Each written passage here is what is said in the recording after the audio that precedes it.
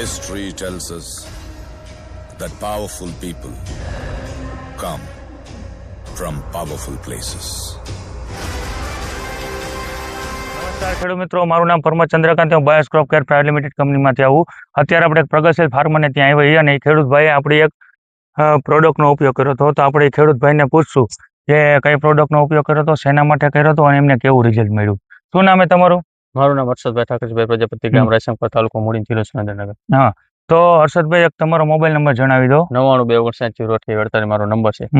તો હર્ષદભાઈ, તમે આ એરંડાની અંદર કઈ પ્રોડક્ટનો ઉપયોગ કર્યો હતો? મેં એરંડાની અંદર કટ્ટાના ઉપયોગ કરેલો છે. હા, તો હર્ષદભાઈ, તમે આ કટ્ટાના પ્રોડક્ટ રહી એ કઈ જગ્યાએથી લાયા હતા? હું આ સરા આશીર્વાદ એગ્રોમાંથી લાવેલો છું, અશોકભાઈ ત્યાંથી. બરોબર. તો અશોકભાઈ ત્યાંથી તમે લાવ્યા હતા, તમને આનું રિઝલ્ટ કેવું લાગ્યું અને કેટલા દિવસ લગીને તમને મળ્યું આનું? હું આ દિવસમાં તો એવું છે કે મેં 22 દિવસ થઈ ગયા છાંટી એને, પણ હજી કોઈ ઈયળનો એવું કોઈ ઉપદ્રવ દેખાતો નથી કે આ ઈયળ આવી કે આ આવી, હજી કોઈ એવી દેખાતી નથી.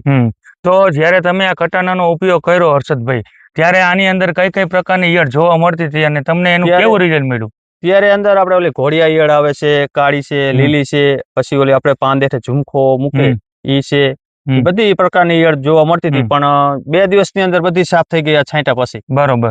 અને આજે કેટલા દિવસ થયા હર્ષદભાઈ કે એરંડાની હજી ઈયળ નથી દેખાતી? આની અંદર 22 દિવસ થયા. બરોબર. હજી અંદર આંટો મારો ક્યાંય તમને ઈયળ જોવા નહીં મળે. બરોબર. તો આપણે બીજા ખેડૂત ભાઈઓને કેવું હોય કે કઈ પ્રોડક્ટનો ઉપયોગ કરાય એરંડાની અંદર ઈયળ પડે તો આ કટાણાનો જ ઉપયોગ કરાય. તો સારામાં સારું રિઝલ્ટ મળે અને આપણે ખેડૂતને પરવડે આપણને. બરોબર. આભાર. மழைய குடுக்குமே கிழிஞ்ச விதையிலே தான் காடு பறக்குமே புதிய எதிரியே வா என்னை எதிர்க்கவே பழைய எதிரிகள் உன் ரசிக படையிலே